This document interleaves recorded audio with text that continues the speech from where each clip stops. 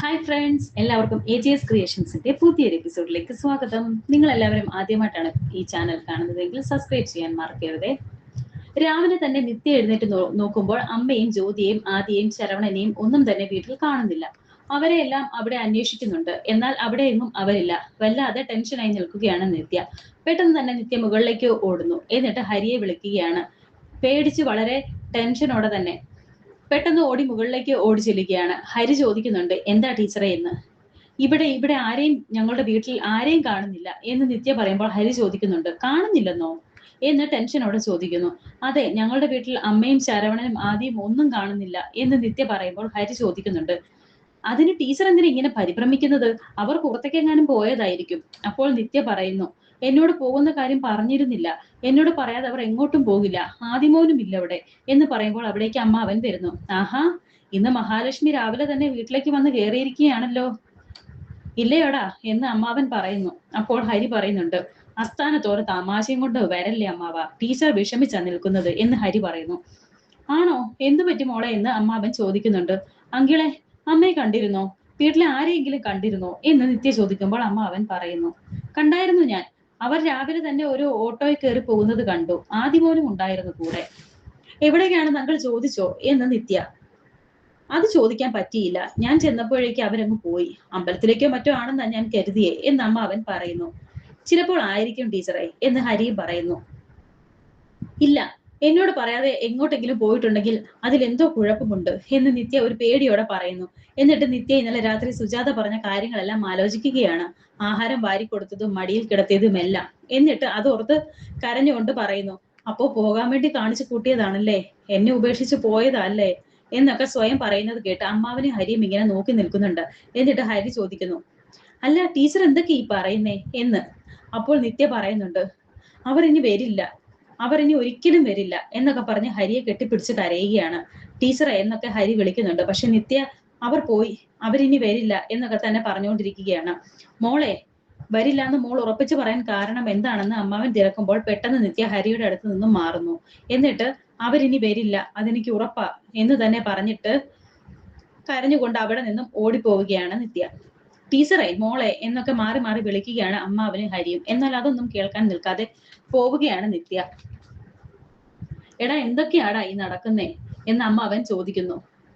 നിക്ക്, ഞാനൊന്ന് ആന്റിയെ വിളിച്ചു നോക്കട്ടെ എന്ന് പറഞ്ഞ് ഫോൺ എടുത്ത് ഹരി വിളിക്കാൻ ഒരുങ്ങുമ്പോൾ അമ്മാവൻ പറയുന്നു, നിക്ക് ഒരു മിനിറ്റേ. എടാ മോനെ, എനിക്കൊരു സംശയം. നിത്യ വിവാഹത്തിന് സമ്മതിച്ചില്ലെങ്കിൽ എങ്ങോട്ടെങ്കിലും പോയി കളയുമെന്ന് സുജാത പറഞ്ഞായിരുന്നു. ഇതിപ്പോൾ അങ്ങനെ എങ്ങാനും ചെയ്തതാണോ എന്ന് അമ്മാവൻ പറയുമ്പോൾ ഹരി ഇങ്ങനെ ആലോചിക്കുന്നുണ്ട്. അതെ, നീ ഒരു മണ്ടന. കുറച്ചു മുമ്പ് നിന്റെ ഇഷ്ടം ആ കുട്ടിയോട് പറഞ്ഞിരുന്നെങ്കിൽ ആ കല്യാണവും നടന്നേനെ, ഇങ്ങനെയൊന്നും സംഭവിക്കുകയുമില്ലായിരുന്നു എന്ന് അമ്മാവൻ പറയുമ്പോൾ ഹരി ദേഷ്യത്തോടെ പറയുന്നുണ്ട്. ഇതിനിടയ്ക്ക് കല്യാണം നടത്താനാണോ തിരക്ക്? ഞാനൊന്ന് ആന്റിയെ വിളിച്ചു നോക്കട്ടെ എന്ന് പറഞ്ഞ് ഹരി വീണ്ടും ഫോൺ എടുക്കുകയാണ് വിളിക്കാൻ വേണ്ടി. ഇപ്പോൾ കാണിക്കുന്നത് ജീവന്റെ വീടാണ്. ജീവൻ ഇങ്ങനെ ഒരു ചാരു കസേരയിൽ ഇരിക്കുകയാണ്. അവിടെ ഇപ്പോൾ സുജാതയും ജ്യോതിയും ശരവണനും ആദിയും ഉണ്ട്. അവർ എല്ലാവരും പേടിച്ചങ്ങനെ ഇരിക്കുകയാണ്. ജീവന്റെ കയ്യിൽ ഒരു ഇരുമ്പിന്റെ വടിയും ഉണ്ട്. അതിങ്ങനെ കയ്യിൽ പിടിച്ചുകൊണ്ട് തറയിൽ കുത്തി കുത്തി ആലോചിച്ചിരിക്കുകയാണ്. ഈ സമയത്താണ് ഹരി സുജാതയുടെ ഫോണിലേക്ക് വിളിക്കുന്നത്. പെട്ടെന്ന് ഫോൺ കട്ട് ചെയ്തിട്ട് മിണ്ടാതിരിക്കാൻ പറയുകയാണ് സുജാത ആദിയോട്. എന്താ നിങ്ങൾക്കാർക്കും ഒരു എനർജി ഇല്ലാത്തെ? അമ്മ വന്നിരിക്കുന്നത് അമ്മയുടെ മോന്റെ അടുത്തേക്കല്ലേ എന്ന് ചോദിച്ച് ജീവൻ അവിടെ നിന്ന് എഴുന്നേറ്റ് വന്ന് അവർ ഇരിക്കുന്നതിന്റെ പിറകിൽ വന്ന് കിടക്കുന്നു. എന്നിട്ട് ജ്യോതിയോട് ചോദിക്കുന്നു, ഏട്ടന്റെ കൂടെ അല്ലേടി ജീവിക്കാൻ പോകുന്നേ, അതിന് സന്തോഷമല്ലേ വേണ്ടേ? ശരവണ, എന്തു പറ്റി നിങ്ങൾക്കൊക്കെ? ഇങ്ങനെ ഇരുന്നാൽ എനിക്ക് തോന്നുന്നത് ഇങ്ങോട്ട് വന്നത് നിങ്ങൾക്കൊന്നും ഇഷ്ടപ്പെട്ടില്ലെന്നാ. ആണോ എന്ന് ചോദിച്ച് ചാടി എഴുന്നേൽക്കുകയാണ് ജീവൻ. എല്ലാവരും പേടിച്ച് വിറച്ചിരിക്കുന്നു. അവിടുന്ന് ചാടി അവരുടെ മുന്നിലേക്ക് വന്നിരിക്കുകയാണ് ജീവൻ. എല്ലാവരും ഭയന്നിരിക്കുകയാണ്. മുന്നിൽ കണ്ട ഒരു കസാരയിൽ വന്നിരിക്കുന്നുണ്ട്. എന്നിട്ട് പറയുന്നു, കണ്ടോ, എന്റെ ശബ്ദം ഉയർന്നാൽ വെറുതെ എല്ലാവരും പേടിക്കും. അതിനേക്കാൾ നല്ലത് നമുക്ക് അങ്ങോട്ടും ഇങ്ങോട്ടും ചിരിച്ചൂടെ എന്നൊക്കെ ജീവൻ. ചിരിക്കമ്മേ എന്ന് പറയുമ്പോൾ പേടിച്ചിട്ടാണെങ്കിലും അവർ ചിരിക്കാൻ ശ്രമിക്കുന്നുണ്ട്. എന്നാൽ സുജാത മാത്രമാണ് ചിരിക്കാൻ ശ്രമിക്കുന്നത്. ബാക്കി എല്ലാവർക്കും ടെൻഷൻ തന്നെയാണ്. നിങ്ങളുടെയൊക്കെ ചിരി കാണുമ്പോൾ എനിക്ക് തോന്നുന്നത് കരയുന്നത് പോലെയാണ്. ഇവനെ എന്തിനാ കൊണ്ടുവന്നത് എന്ന് ആദിയെ ചൂണ്ടിക്കാണിച്ച് ചോദിക്കുന്നു. പെട്ടെന്ന് ആദ്യ സുജാതയെ കെട്ടിപ്പിടിക്കുന്നു. ഇവൻ നമ്മുടെ കൂട്ടത്തിലുള്ളതല്ലല്ലോ. അത് അത് ഞങ്ങൾ ഇറങ്ങാൻ നേരത്ത് ഇവൻ കരഞ്ഞ് ബഹളം ഉണ്ടാക്കി, അതുകൊണ്ട് കൊണ്ടുവന്നതാണെന്ന് സുജാത പറയുന്നു. കൊണ്ടുവന്നത് കൊണ്ട് കുഴപ്പമില്ല, പക്ഷേ നിങ്ങൾക്ക് ആർക്കും ഇനി അങ്ങോട്ടൊരു തിരിച്ചുപോക്കില്ല. എന്ന് പറഞ്ഞ് ഒരു ഭ്രാന്തനെ പോലെ ചിരിക്കുകയാണ് ഇപ്പോൾ ജീവൻ. തിരിച്ചു പോയാൽ ഒരുപാട് കുഴപ്പങ്ങൾ ഉണ്ടാകും. അമ്മ ജോലി ചെയ്യാൻ പോകുന്ന സ്ഥലത്ത് അമ്മയെ നോക്കുന്നവർ ആരെങ്കിലും കാണില്ലേ? ഹോസ്റ്റൽ വാർഡനോ അതിനു മുകളിലുള്ള ആരെങ്കിലും? ജ്യോതി, ഇനി നീ പോയാൽ പ്രശ്നമാണ്. നിന്റെ പിന്നാലെ നടക്കാൻ ആൾക്കാർ ഉണ്ടാകും. എന്ന് വെച്ചാൽ നിന്നെ ഇനി പുറത്തേക്ക് വിടില്ല എന്ന്. നിങ്ങൾക്ക് വേണ്ടി ഇനി ഏട്ടൻ ജോലി എടുത്താൽ പോരെ? മതി മതി, ഞാൻ ജോലി എടുത്താൽ മതി. ഞാൻ സമ്പാദിക്കുന്നത് കൊണ്ട് നമുക്കെല്ലാവർക്കും ജോളിയായി ജീവിക്കാം. അമ്മേ, ഞാനൊന്ന് പുറത്തു പോവുകയാണ്. ഞാൻ വരുന്നത് വരെ നിങ്ങൾ ഇവിടെ നല്ല കുട്ടികളായിട്ടിരിക്കണം കേട്ടോ എന്നൊക്കെ സുജാതയോട് ജീവൻ പറയുന്നു.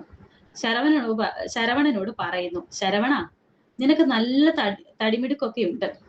പുറത്തേക്ക് ഒരു വാതില് പോലും തുറക്കില്ല. ഏതെങ്കിലും ഒരു വാതില് ചവിട്ടി പൊളിക്കാനോ തല്ലി പൊളിക്കാനോ നീ ശ്രമിച്ചാൽ അറിയാലോ നിനക്കെന്നെ. ആദ്യം കത്തി പാഞ്ഞു കയറുന്നത് നിന്റെ നെഞ്ചിലേക്കായിരിക്കും. അപ്പൊ എങ്ങനെയാ? ചാകണ്ട എന്ന് തീരുമാനിക്കുമല്ലേ? ജീവിക്കാൻ തീരുമാനിക്കാം അമ്മേ. എൻജോയ് ചെയ്യണം. മോന്റെ കൂടെയുള്ള ജീവിതം അമ്മ എൻജോയ് ചെയ്യ് എന്നൊക്കെ ജീവൻ പറയുന്നുണ്ട്. എന്നിട്ട് ഡോർ തുറന്ന് പുറത്തേക്ക് പോകുന്നു. എല്ലാവരും വലിയ ടെൻഷനോടെ തന്നെ അങ്ങോട്ട് നോക്കിയിരിക്കുന്നുണ്ട്. ജീവൻ പോയതിനു ശേഷം ശ്വാസം ഒന്ന് നേരെ വിടുകയാണ് എല്ലാവരും. ഒന്നും അറിഞ്ഞിട്ടില്ലാത്ത ഭാവത്തിൽ ജീവൻ ഗേറ്റും പൂട്ടുന്നു. എന്നിട്ട് ബൈക്ക് എടുത്ത് പോവുകയാണ്. എന്തിനാമ്മ ഇങ്ങോട്ട് വരാൻ തീരുമാനമെടുത്തത്? ഏട്ടന്റെ സ്വഭാവം നമുക്ക് ഇതാണെന്ന് അറിയാവുന്നതല്ലേ എന്ന് ജ്യോതി പറയുന്നു. തെറ്റായിപ്പോയി അമ്മ, നമ്മളെ ഈ വീട്ടിൽ പൂട്ടിയിട്ട് എന്ത് ചെയ്യുമെന്ന് അറിയില്ല എന്ന് ശരവണനും പറയുന്നു. അമ്മൂമ്മേ, എനിക്ക് പേടിയാകുന്നു. അയാൾ നമ്മളെ കൊല്ലുവോ എന്ന് ആദ്യം ചോദിക്കുന്നുണ്ട്. മോൻ പേടിക്കാതെ എന്ന് സുജാത പറയുന്നു. എനിക്ക് നിത്യാമ്മയെ കാണണം, നിത്യാമ്മയുടെ അടുത്ത് പോകണം എന്നൊക്കെ ആദി പറയുമ്പോൾ സുജാത ആദിയോട് മിണ്ടാതെ എന്ന് പറയുന്നു. നിത്യാമ്മയുടെ കാര്യം അവന്റെ മുന്നിൽ വെച്ച് പറയരുത്. അപ്പോൾ അവൻ നിത്യാമ്മയെ ദ്രോഹിക്കും കേട്ടോ എന്ന് സുജാത ആദിയോട് പറഞ്ഞു കൊടുക്കുന്നു. ഡോർ തുറക്കാൻ ശ്രമിക്കുകയാണ് ഇപ്പോൾ ശരവണൻ. എന്നാൽ അത് പുറത്തു നിന്നും പൂട്ടിയിരിക്കുകയാണ്. അമ്മേ, നിത്യേച്ചി ഇപ്പൊ എന്ത് ചെയ്യുമായിരിക്കും എന്ന് ജ്യോതി ചോദിക്കുമ്പോൾ സുജാത പറയുന്നു, എനിക്കറിയില്ല. കരയാനല്ലാതെ മറ്റെന്തിനെങ്കിലും അവൾക്ക് സാധിക്കുമോ എന്ന് സുജാത. ശരവണൻ അവിടെയെല്ലാം നോക്കിയിട്ട് പറയുന്നുണ്ട്, എല്ലായിടവും പൂട്ടിയിരിക്കുകയാണല്ലോ അമ്മ എന്ന്. നമ്മൾ ജീവിക്കണോ മരിക്കണോ എന്ന് നമ്മളല്ല, നമ്മൾ പ്രാർത്ഥിക്കുന്ന ദൈവങ്ങളാണ് തീരുമാനിക്കുന്നത് എന്ന് സുജാത പറയുന്നു. ഇതേ സമയം സുജാതയെയും മറ്റുള്ളവരെയും ഓർത്ത് പൊട്ടിക്കരയുകയാണ് നിത്യ. ഒരു ഫോട്ടോ എടുത്തു വെച്ച് ഇങ്ങനെ നോക്കുന്നുണ്ട്. എന്നിട്ട് സുജാതയുടെ ഫോണിലേക്ക് നിത്യ വിളിച്ചു നോക്കുന്നു. ടെൻഷനോടെ ഫോൺ ഇങ്ങനെ വാങ്ങിക്കുകയാണ് സുജാത. അമ്മേ, നിങ്ങൾ എവിടെ അമ്മേ എന്ന് കരഞ്ഞുകൊണ്ട് ചോദിക്കുകയാണ് നിത്യ. വരാനിരിക്കുന്ന പുതിയ എപ്പിസോഡുകൾക്കായി വീണ്ടും കാണാം. Thank you for watching.